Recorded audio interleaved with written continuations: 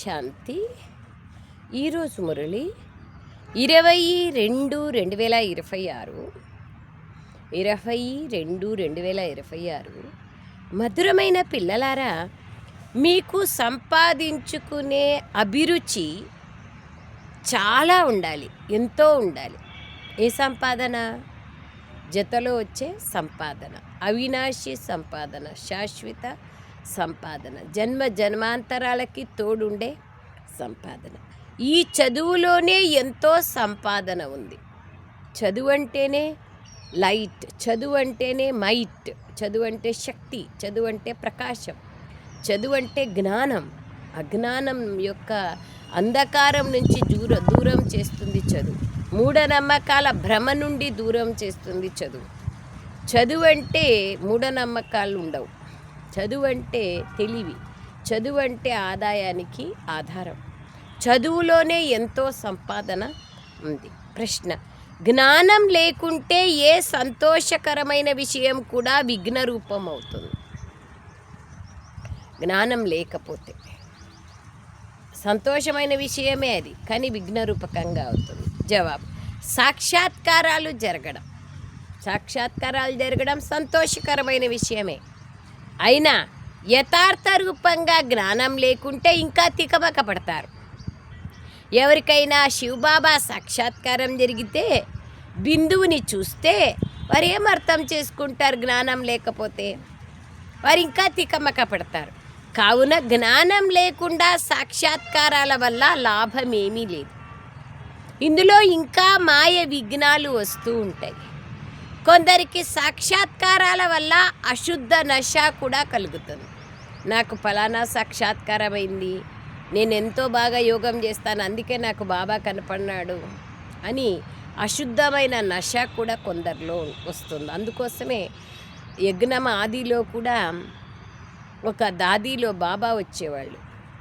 So ఆ దాదీకి గుల్జార్ దాదీ కంటే ముందు ఆ దాదీకి నాలో బాబా వస్తారు, నాకు గౌరవం ఇవ్వాలి అనేంత, మమ్మ కంటే కూడా నాకు ఎక్కువ గౌరవం ఇవ్వాలి అనే అహంకారం వచ్చింది. సో బాబా ట్రాన్స్పార్ట్ బంద్ చేసేస్తున్నారు. అట్లా యజ్ఞంలో కూడా చాలా ఆది సమయంలో కూడా అభిమాన అహంకారాలు వస్తే సమాప్తమైపోతుంది. పాట: నేను భాగ్యాన్ని మేల్కొలుపుకొని వచ్చాను, నేను కొత్త ప్రపంచాన్నే తీసుకొని వచ్చాను. ఓం శాంతి, ఓం శాంతి. బాబా మధురాతి మధురమైన ఆత్మిక పిల్లలు పాటను విన్నారు. కొత్తవారు విన్నారు, పాతవారు విన్నారు, కుమారులు విన్నారు. ఇది పాఠశాల. ఎవ్వరిక్కడికి వచ్చినా భాగ్యాన్ని మేల్కొల్పుకోవడానికే వస్తారు. భాగ్య విధాత తండ్రికి బిడ్డలు కావడం అంటేనే భాగ్యాన్ని మేల్కొల్పుకోవడం. ఇది పాఠశాల. పాఠశాలలో ఏదో ఒక భాగ్యాన్ని తయారు చేసుకోవడం జరుగుతుంది. అక్కడైతే అనేక రకాలైన భాగ్యాలు ఉన్నాయి. కొందరు డాక్టర్గా, కొందరు లాయర్గా అయ్యే భాగ్యాన్ని తయారు చేసుకుంటారు, జీవిత లక్ష్యాన్ని. భాగ్యం అంటే ఉద్దేశ్యము, లక్ష్యము. భాగ్యము తయారవ్వకపోతే పాఠశాలలో ఎందుకు చదువుకుంటారు? మేము కూడా భాగ్యాన్ని తయారు చేసుకొని వచ్చామని ఇప్పుడు ఇక్కడ పిల్లలకు తెలుసు. కొత్త ప్రపంచం కోసం తమ రాజ్యభాగ్యాన్ని తీసుకునేందుకే వచ్చారు. కొత్త ప్రపంచం కోసం వచ్చారు. ఈ రాజయోగం కొత్త ప్రపంచం కోసమే, అది పాత ప్రపంచం కోసం. వారు పాత ప్రపంచం కోసం లాయర్లు, ఇంజనీరు, డాక్టర్లు మొదలైన వారిగా అవుతారు. అలా అవుతూ ఇప్పుడు పాత ప్రపంచ సమయం ఇంకా ఎంతో కొద్దిగానే మిగిలి ఉంది. బాబా అంటున్నారు, ఈ పాత ప్రపంచం ఇంకా కొంచెం సమయం మాత్రమే మిగిలి ఉంది, అది కూడా సమాప్తమైపోతుంది. ఆ భాగ్యం మృత్యులోకం కోసం, అనగా ఈ జన్మ కోసం. మీ ఈ చదువు కొత్త ప్రపంచం కోసం. మీరు కొత్త ప్రపంచంలో, బాబా అంటున్నారు, భాగ్యాన్ని తయారు చేసుకునేందుకు వచ్చారు. కొత్త ప్రపంచంలో మీకు రాజ్యభాగ్యం లభిస్తుంది. మిమ్మల్ని ఎవరు చదివిస్తున్నారు? బేహద్దు తండ్రి. వారి నుండి వారసత్వాన్ని పొందాలి. డాక్టర్ల ద్వారా డాక్టర్లుగా అయ్యే వారసత్వాన్ని పొందుతారు. అది ఈ జన్మ యొక్క వారసత్వం. ఒకటేమో తండ్రి నుండి వారసత్వం లభిస్తుంది, మరొకటేమో చదువు ద్వారా కూడా లభిస్తుంది. చదువు ద్వారా ఆదాయం లభిస్తుంది, మరియు తండ్రి ద్వారా ఆస్తి లభిస్తుంది. స్థిరాస్తి చరాస్తి లభిస్తుంది. అక్కడ కూడా లభిస్తుంది, ఇక్కడ కూడా. ముక్తి జీవన్ముక్తియే స్థిరాస్తి చరాస్తి. అది ఈ జన్మ యొక్క వారసత్వం. ఒకటేమో తండ్రి నుండి వారసత్వం లభిస్తుంది, మరొకటేమో చదువు ద్వారా కూడా లభిస్తుంది. అచ్చా, మళ్ళీ ఎప్పుడైతే వృద్ధులుగా అయిపోతారో అప్పుడు గురువు వద్దకు వెళ్తారు మంత్రం కోసం లేదా మోక్షం కోసం. గురువు దగ్గరకు వెళ్ళిపోతారు. ఏమి కోరుకుంటారు? మాకు శాంతిధామంలోకి వెళ్ళే శిక్షణనివ్వండి, మాకు సద్గతినివ్వండి అని కోరుకుంటారు. ఇక్కడి నుండి బుద్ధియోగం తొలగించుకొని శాంతిధామానికి తీసుకెళ్ళండి అంటారు. మాకు వద్దే ప్రపంచం అంటారు. ఇప్పుడు తండ్రి నుండి వారసత్వం లభిస్తోంది, టీచర్ నుండి కూడా బాబా అంటున్నారు ఈ జన్మ కోసం వారసత్వం లభిస్తుంది. గురువు నుండి అయితే ఏమీ లభించదు, ఆశీర్వాదాలు లభిస్తాయి, వరదానాలు. టీచర్ ద్వారా చదువుకొని ఎంతో కొంత వారసత్వాన్ని పొందుతారు. టీచర్గా అన్నా అవ్వచ్చు, కుట్టు మిషన్ టీచర్గా అన్నా అవ్వచ్చు. కుట్టు మిషన్లు పెట్టుకొని నేర్పించేవాళ్ళు. ఎందుకంటే జీవనోపాధి అయితే కావాలి కదా. బాబా వారసత్వం ఉంటూ కూడా మేము కూడా మా సంపాదన చేసుకోవాలి అని చదువుకుంటారు. గురువు ద్వారా ఎటువంటి సంపాదన జరగదు. గురువు ద్వారా ఏం జరుగుతుంది? ఏమీ జరగదు. లౌకిక సంపాదన జరగదు. కొందరు గీత మొదలైనవి బాగా చదువుకొని దానిపైన భాషణం మొదలైనవి చేస్తారు. ఇవన్నీ అల్పకాలికమైన సుఖం కోసమే. ఇప్పుడు ఈ మృత్యులోకంలో ఇంకా కొద్ది సమయం మాత్రమే ఉంది. పాత ప్రపంచం అంతం కానున్నది. మనము కొత్త ప్రపంచం కోసం భాగ్యాన్ని తయారు చేసుకునేందుకు వచ్చామని మీకు తెలుసు. ఈ పాత ప్రపంచం అంతమయ్యేది ఉంది. తండ్రి ఆస్తి లేదా తమ ఆస్తి కూడా భస్మం అయిపోతుంది. చేతులు ఖాళీగా అయిపోతాయి. ఇప్పుడు కొత్త ప్రపంచం కోసం సంపాదన కావాలి. పాత ప్రపంచంలోని మనుషులు ఎవ్వరూ ఆ సంపాదనని చేయించలేరు. కొత్త ప్రపంచం కోసం సంపాదన చేయించేవారు శివబాబాని. ఇక్కడ మీరు కొత్త ప్రపంచం కోసం భాగ్యాన్ని తయారు చేసుకునేందుకు వచ్చారు. ఆ తండ్రియే మీకు తండ్రి, టీచర్ మరియు గురువు కూడా. వారు సంగమయుగ సమయంలోనే వస్తారు. భవిష్యత్తు కోసం సంపాదన చేసుకోవడం నేర్పిస్తారు. ఇప్పుడు ఈ పాత ప్రపంచంలో ఇంకా కొద్ది రోజులు మాత్రమే ఉంది. ఇది ప్రపంచంలోని మనుష్యులకు తెలియదు. వినాశం అవుతుంది అంటారు, కానీ బాబా అంటున్నారు ఇంకా కొద్ది రోజులు ఉంది ప్రపంచం. అయితే ఎన్ని రోజులు, ఏం సమాచారం అనేది ఎవరికి తెలియదు. ఇది ప్రపంచంలోని మనుష్యులకు తెలియదు. కొత్త ప్రపంచం మళ్ళీ ఎప్పుడొస్తుంది, వీళ్ళంతా కేవలం మాట్లాడతారు అని అంటారు. ఇలా భావించేవారు కూడా ఎందరో ఉన్నారు. కొత్త ప్రపంచ స్థాపన జరుగుతుంది. అది తండ్రి అంటే ఇవన్నీ ప్రగల్భాలని కొడుకు అంటాడు. అంటే జ్ఞాన మార్గంలో వస్తే తండ్రి అర్థం చేసుకుంటారు, జ్ఞాన మార్గంలో రాకపోతే తండ్రికి అర్థం కాదు. కొడుకేమో జ్ఞాన మార్గంలో వచ్చినాడంటే కొత్త ప్రపంచం స్థాపన అవుతుంది అంటాడు. తండ్రి రాలేదంటే తండ్రికి అర్థం కాదు. అది బాబా అంటున్నారు. కొత్త ప్రపంచం కోసం మీరు మన తండ్రి, టీచర్ మరియు సద్గురువు. పిల్లలైన మీకు అన్ని విషయాలు తెలుసు. శాంతిధామం, సుఖధామంలోకి తీసుకెళ్లేందుకే బాబా వచ్చారు. ఎవరైనా భాగ్యం తయారు చేసుకోకపోతే వాళ్ళు ఏమీ అర్థం చేసుకోనట్లే. వాళ్ళ జన్మాంతరాల భాగ్యాన్ని తయారు చేసుకోలేదంటే ఏమీ అర్థం చేసుకోలేదు వీళ్ళు అని అర్థం. ఒకే ఇంట్లో భార్య చదువుతుంది, భర్త చదువరు, జ్ఞానంలో రారు. పిల్లలు చదువుకుంటారు, తల్లిదండ్రులు చదువుకోరు. ఇలాంటివి కూడా జరుగుతూ ఉంటాయి. ప్రారంభంలో కుటుంబాలు వచ్చేశారు. కానీ మాయ తుఫాన్ రావడంతో ఆశ్చర్యవంతులై విన్నారు, అందరికీ చెప్పారు. మళ్ళీ తండ్రిని వదిలి వెళ్ళిపోయారు. ఆశ్చర్యవంతులై వింటారు, తండ్రికి చెందిన వారిగా అవుతారు, చదువుని చదువుకుంటారు. అయినా మళ్ళీ డ్రామా యొక్క విధి. ఈ గాయనం కూడా ఉంది. అయ్యో డ్రామా, మాయ అని స్వయంగా తండ్రి కూడా అంటారు. ఇది డ్రామా విషయమే కదా. భార్యాభర్తలు ఒకరికొకరు విడాకులు ఇచ్చుకుంటారు, పిల్లలు తండ్రిని వదిలి వెళ్ళిపోతారు. కానీ ఇక్కడ అటువంటి విషయం ఏదీ లేదు. ఇక్కడ విడాకులు ఇవ్వలేరు. పిల్లలకు సత్యమైన సంపాదనను చేయించేందుకే బాబా వచ్చారు. తండ్రి ఎవరిని గుంటలో పడేరు కదా. తండ్రి పతితాపావనుడు, దయాహృదయుడు. తండ్రి వచ్చి దుఃఖాల నుండి విముక్తి చేస్తున్నారు మరియు మార్గదర్శకులుగా అయ్యి తనతో పాటు తీసుకెళ్తారు కూడా. తన సమానంగా చేసి పావనంగా జతలో తీసుకెళ్తారు. నేను మిమ్మల్ని నాతో పాటు తీసుకెళ్తానని లౌకిక గురువులు ఎవరు అనరు. ఇటువంటి గురువుని ఎప్పుడైనా చూసారా? ఎప్పుడైనా విన్నారా?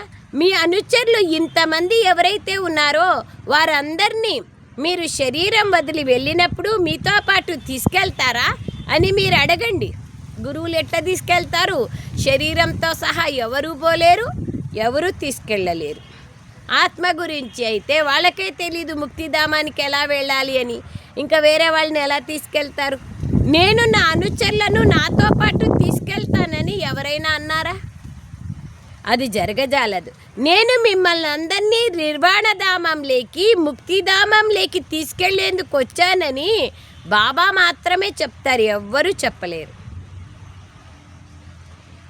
చెప్తే రారు కూడా. మేము ఇప్పుడే రాదలుచుకోలేదులే అంటారు. మమ్మల్ని మీరు మీతో పాటు తీసుకెళ్తారా అని ఇటువంటి ప్రశ్నను ఎవరు అడగలేరు కూడా. శాస్త్రాల్లో భగవాను వాచ అని ఉంది, నేను మిమ్మల్ని నా జతలో తీసుకెళ్తాను అని ఉంది. దోమల గుంపులాగా అందరూ వెళ్ళిపోతారు. సత్యుగంలో మనుష్యులు చాలా కొద్ది మందే ఉంటారు. కలియుగంలో ఎంతోమంది మనుష్యులు ఉన్నారు. శరీరాలను వదిలి ఆత్మలు లెక్కాచారాలన్నీ తీర్చుకొని వెళ్ళిపోతాయి. వెళ్ళడమైతే తప్పక వెళ్ళాల్సిందే. ఇంతమంది మనుష్యులు ఉండరు. ఇప్పుడు మనం ఇంటికి వెళ్ళాలని పిల్లలైన మీకు పూర్తిగా తెలుసు. ఇంటికి వెళ్ళాలంటే జతలో వచ్చేదాన్ని సంపాదించుకోవాలి కదా. జతలో రాని దానికోసం ఎంత టైం ఇస్తున్నాము, జతలో వచ్చేదానికోసం ఎంత టైం ఇస్తున్నాము, ఎవరెడీగా ఉన్నామా అనేది పరిశీలించుకోవాలి కదా. ఇప్పుడు మనం వాపస్ ఇంటికి వెళ్ళాలి. ఈ శరీరాన్ని అయితే ఇక్కడే వదిలేసేయాలి. ఈ శరీరం రాదు కదా. మీరు మరణిస్తే మీకోసం ప్రపంచం మరణించినట్లే. స్వయంని కేవలం ఆత్మగా భావిస్తూ తండ్రిని స్మృతి చేయాలి. ఈ పాత వస్త్రాన్ని అయితే ఇక్కడే వదిలేయాలి. ఇక్కడే తీసుకున్నాం, ఇక్కడే వదిలేయాలి. ఆత్మ ఒంటరిగా వచ్చింది పరంధామం నుండి. ఈ శరీరం అనే పాత్రలో ప్రవేశం చేసింది, మళ్ళీ ఈ శరీరం నుంచి వెళ్ళిపోతుంది. ఒకటే మళ్ళీ ఒంటరిగా బాబా వాళ్ళ జతలో వాపస్ ఇంటికి వెళ్తాం. ఇది పాత వస్త్రం శరీరం అనేది. ఈ ప్రపంచం కూడా పాతదే. కొత్త ఇల్లు తయారవుతున్నప్పుడు పాతింట్లో కూర్చొని అది మా కోసమే తయారవుతుంది అని భావిస్తారు కదా. బుద్ధి అంతా కొత్తింటి వైపుకి వెళ్ళిపోతుంది. అందులో ఇది తయారు చేయాలి, అది తయారు చేయాలి అని భావిస్తారు తయారయ్యేటప్పుడు.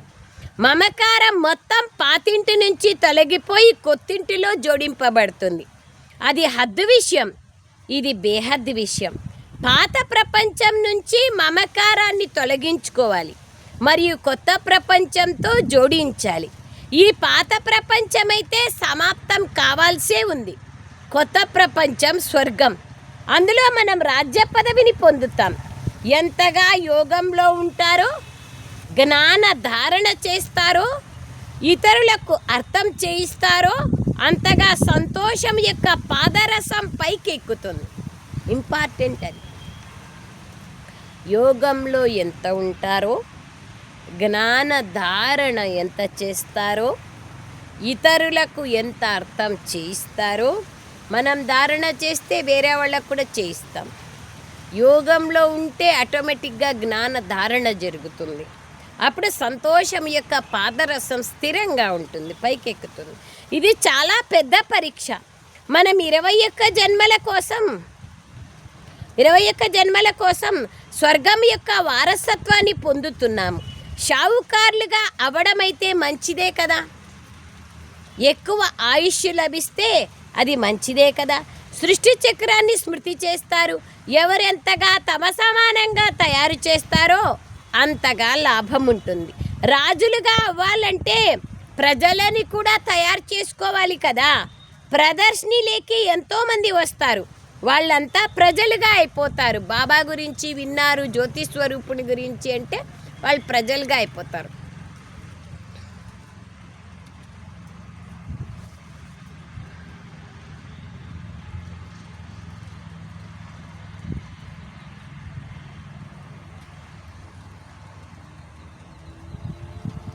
బాబా అంటున్నారు, రాజులు కావాలంటే ప్రజలను కూడా తయారు చేసుకోవాలి.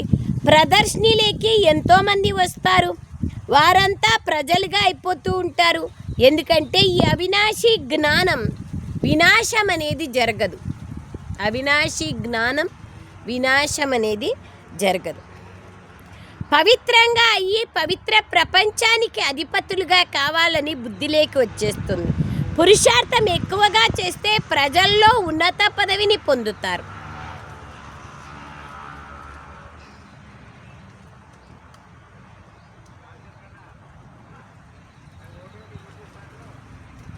బాబా అంటారు, పవిత్ర ప్రపంచానికి అధిపతులుగా అవ్వాలని బుద్ధిలోకి వచ్చేస్తుంది.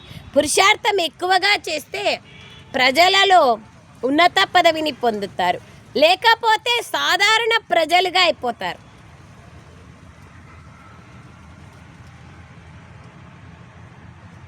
నంబర్ వారుగా అయితే ఉన్నారు కదా.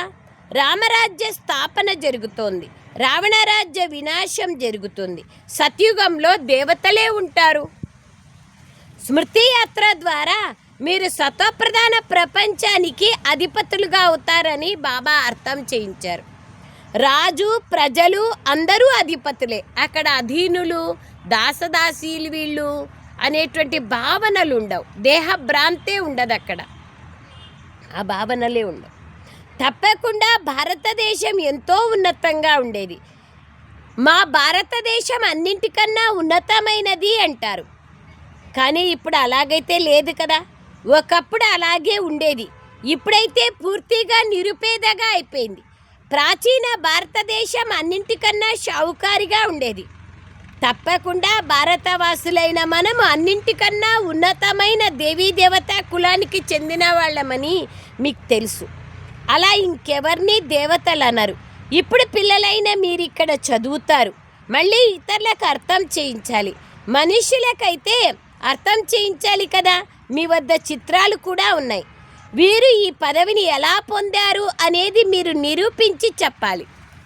లక్ష్మీనారాయణలు అలా ఎలా పొందారు, తిథి తారీఖ్ సహితంగా మీరు నిరూపించగలరు. ఇప్పుడు వీరు మళ్ళీ శివబాబా ద్వారా ఈ పదవిని పొందుతున్నారు. ఈ చిత్రం కూడా ఉంది, లక్ష్మీనారాయణల చిత్రం. శివబాబా పరంపిత పరమాత్మ మీకు యోగ బలం ద్వారా 21 జన్మల వారసత్వం లభిస్తుంది అని బాబా బ్రహ్మ ద్వారా చెప్తున్నారు.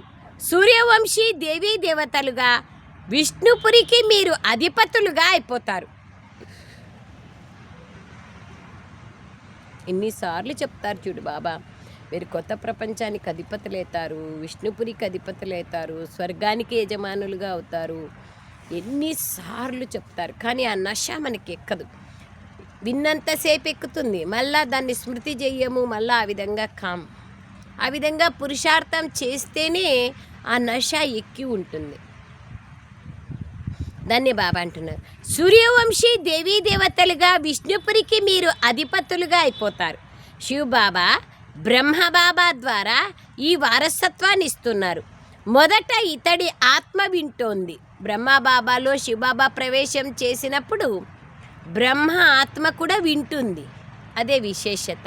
గుల్జార్ దాదిలో ప్రవేశం చేస్తే గుల్జార్ దాది ఆత్మ సుషుప్తావస్థలోకి వెళ్ళిపోతుంది. బాబా యొక్క తన కార్యం చేసుకొని మురళి నడిపించి ప్రేమ ప్రీతినిచ్చి వెళ్ళిపోతారు బాబా. మళ్ళీ గుల్జార్ దాది లేస్తారు, సుషుప్తావస్థ నుంచి నిద్రావస్థ నుంచి లేస్తారు. అంటే ఆ ఆత్మకి తెలీదు బాబా వచ్చేది ఏదంతా. బ్రహ్మబాబాకి తెలుస్తుంది, వచ్చినారు. ఆయన మాట్లాడుతుంటారు, శివబాబా ఈయన మాట్లాడుతుంటారు.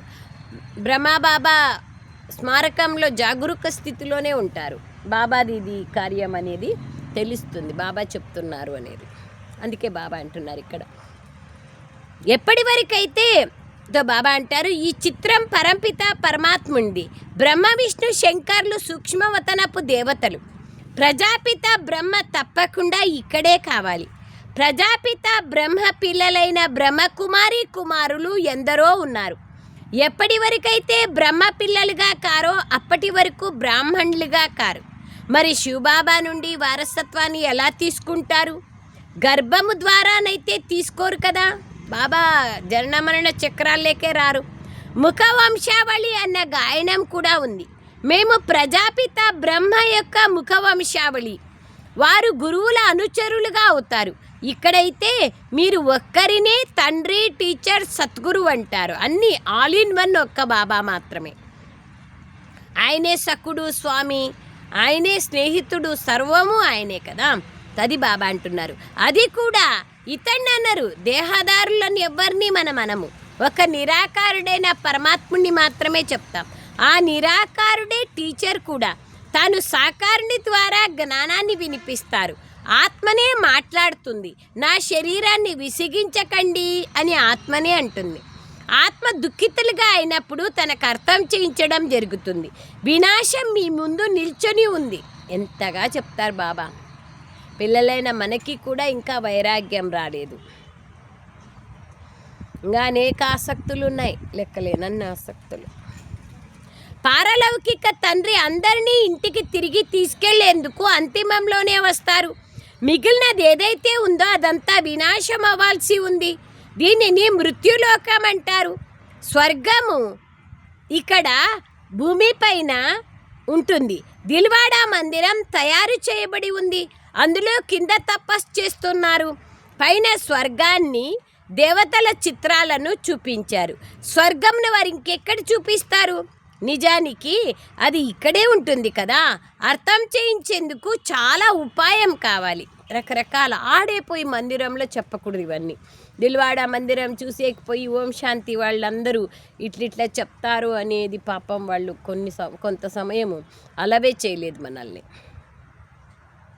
అట్లా చేస్తున్నారు. అట్లా చేయకూడదు. సో బాబా అంటున్నారు, యుక్తిగా మనం మన మనస్సులో అర్థం చేసుకోవాల్సిన విషయాలు ఇవన్నీ.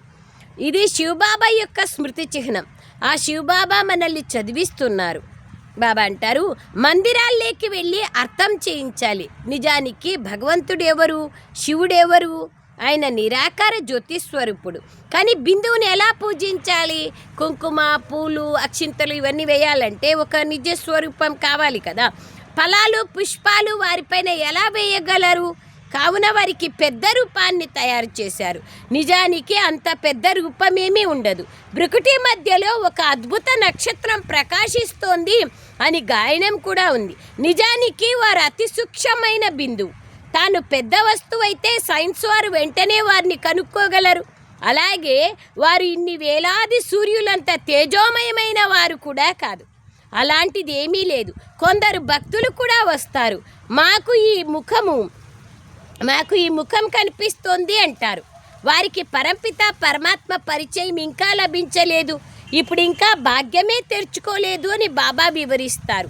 ఎప్పటి వరకైతే తండ్రిని తెలుసుకోరో మా ఆత్మ బిందు సమానమైనదని, శివబాబా కూడా బిందువే అని వారిని స్మృతి చేయాలని భావించారో అప్పటి వరకు ఇంకా భాగ్యం తెరుచుకోనట్లే. అండర్లైన్. ఎంతవరకు తండ్రిని తెలుసుకోరో మా ఆత్మ బిందు సమానమైనది, నేను ఆత్మ బిందువుని, నా తండ్రి కూడా జ్యోతిస్వరూపుడు, నిరాకారుడు అని ఎంతవరకు నేను తెలుసుకోనో అంతవరకు బాబా అంటున్నారు భాగ్యము తెరుచుకోలేదనే అర్థం. ఈ విధంగా భావిస్తూ స్మృతి చేసినట్లయితే అప్పుడు వికర్మలు వినాశం అవుతాయి. అంతేకాని ఇలా కనిపిస్తోంది, అలా కనిపిస్తోంది అని అనేవారికి మాయ విఘ్నాలు వస్తాయి. మాకు బ్రహ్మబాబా కనిపించినారు, శివబాబా కనిపించినారు, మాతో మా అమ్మ మాట్లాడినారు, మాకు బాబా టచింగ్ డైరెక్ట్గా దొరుకుతుంది. ఇవన్నీ తప్పు. మాకు తండ్రి లభించారు అని ఇప్పుడు సంతోషంలో ఉన్నారు. కృష్ణుని సాక్షాత్కారాన్ని పొంది ఎంతో సంతోషంలో నాట్యం చేస్తారు. కానీ దాని ద్వారా సద్గతి ఏమీ లభించదు. ఈ సాక్షాత్కారాలు అనాయాసంగానే జరుగుతాయి. కానీ బాగా చదువుకోకపోతే ప్రజల్లోకి వెళ్ళిపోతారు. సాక్షాత్కారాల లాభం కూడా కలగాలి కదా. భక్తి మార్గంలో ఎంతో కష్టపడతారు, అప్పుడే సాక్షాత్కారాలు జరుగుతాయి. ఇక్కడ కొద్దిగా కష్టపడినా సాక్షాత్కారాలు జరుగుతాయి, కానీ అందులో లాభమేమీ లేదు. కృష్ణపురిలో సాధారణ ప్రజలుగా అవుతారు. శివబాబా మనకు ఈ జ్ఞానాన్ని వినిపిస్తున్నారని ఇప్పుడు పిల్లలైన మీకు తెలుసు. పవిత్రంగా తప్పకుండా అవ్వాలనే తండ్రి ఆజ్ఞ ఉంది, కానీ కొందరు పవిత్రంగా కూడా కారు. ఇక్కడికి అప్పుడప్పుడు పతితులు కూడా దాగి వచ్చి కూర్చుంటారు. వారు తమని తామే నష్టపరుచుకుంటారు, తమనే మోసం చేసుకుంటారు. తండ్రిని మోసం చేసే విషయమే లేదు. తండ్రిని మోసగించి ధనం సంపాదించుకోవాలనేది ఏమైనా ఉందా? శివబాబా శ్రీమతం పైన నియమానుసారంగా నడుచుకోకుంటే ఎటువంటి పరిస్థితి ఏర్పడుతుంది? భాగ్యంలో లేదనే అర్థం. చదువుకోకపోతే ఇంకా ఇతరులకు దుఃఖాన్ని ఇస్తూ ఉంటారు. ఒకరేమో ఎన్నో శిక్షలను అనుభవించాల్సి, ఒకటేమో ఎన్నో శిక్షలు అనుభవించాలి వికారాలకు వశమై, మరియు రెండవదేమో పదవి కూడా భ్రష్టమైపోతుంది. నియమ విరుద్ధమైన పనులేవి చెయ్యకూడదు. మీ నడవడిక సరిగ్గా లేదు అని బాబా చెప్తారు. తండ్రి సంపాదన చేసుకునే దారిని చూపిస్తారు కదా. ఆ తర్వాత ఎవరైనా చేసుకున్నా చేసుకోకపోయినా అది వారి భాగ్యం. శిక్షలు అనుభవించి తిరిగి శాంతిధామంలోకి వెళ్ళాల్సిందే. పదభ్రష్టులుగా అయిపోతారు. చూడండి, వికారాల్లోకి వెళ్తే బాబా ఎంత డైరెక్ట్గా చెప్తారు, పదభ్రష్టులుగా అయిపోతారు. ఏమీ లభించదు. ఇక్కడికి రావడం అయితే ఎందరో వస్తారు, కానీ ఇక్కడ తండ్రి నుండి వారసత్వాన్ని తీసుకోవడమే అసలైన విషయం. బాబా, మేము స్వర్గము యొక్క సూర్యవంశీ రాజ్య పదవిని పొందుతాం అని పిల్లలు అంటారు. ఇది రాజయోగం కదా. విద్యార్థులు స్కాలర్షిప్ కూడా తీసుకుంటారు కదా. పాస్ అయ్యే వారికి స్కాలర్షిప్ లభిస్తుంది. ఎవరైతే స్కాలర్షిప్ని తీసుకున్నారో వారిదే ఈ మాల తయారవుతుంది. ఎంతెంతగా ఏ విధంగా పాస్ అవుతారో అలా అలా స్కాలర్షిప్ లభిస్తుంది. ఈ మాల తయారై ఉంది. స్కాలర్షిప్ పొందేవారి వృద్ధి జరుగుతూ వేలాది మందిగా అయిపోతారు. రాజ్య పదవే స్కాలర్షిప్. రాజ్య పదవే స్కాలర్షిప్. ఎవరైతే చదువుని బాగా చదువుతారో వారు గుప్తంగా ఉండలేరు. చాలామంది కొత్తవారు పాతవారి కన్నా ముందుకెళ్ళిపోతారు. చాలామంది పిల్లలు వస్తారు, మాకు ఈ చదువు ఎంతో నచ్చుతోంది, మేము దైహిక చదువు కోర్సుని పూర్తి చేసి ఈ చదువులో నిమగ్నమైపోతాము, మా జీవితాన్ని వజ్రతుల్యంగా తయారు చేసుకుంటాము, మేము మా సత్యమైన సంపాదన చేసుకొని 21 జన్మలకు వారసత్వాన్ని పొందుతాము అని ప్రతిజ్ఞ కూడా చేస్తారు. ఇలా ఎంత సంతోషం కలుగుతుంది. ఈ వారసత్వాన్ని ఇప్పుడు తీసుకోకపోతే మళ్ళీ ఇంకెప్పుడు తీసుకోరు. చదువు అభిరుచి ఉంటుంది, కొందరికైతే అర్థం చేసుకునే అభిరుచి కొద్దిగా కూడా ఉండదు. పాతవారికి కూడా కొత్త వారిలో ఉన్నంత అభిరుచి లేదు కొంతమందిలో. ఇది అద్భుతం కదా. డ్రామానుసారంగా భాగ్యంలో లేకపోతే భగవంతుడు కూడా ఏం చేయగలరు? టీచర్ అయితే చదివిస్తారు అంతే. చదివించడమే టీచర్ పని. బాగా చదువుకొని పాస్ కావడం విద్యార్థుల పని కదా. అచ్చా, मीठे मीठे सिखलदे बच्चों प्रति माता पिता बाप दादा का याद प्यार और गुड मॉर्निंग। रूहानी बाप की रूहानी बच्चों को नमस्ते। हम रूहानी बच्चों की रूहानी माता पिता बाप दादा को याद प्यार गुड मॉर्निंग और नमस्ते नमस्ते नमस्ते। बाबा नमस्ते। थैंक यू बाबा, थैंक यू वेरी मच बाबा। सारांश,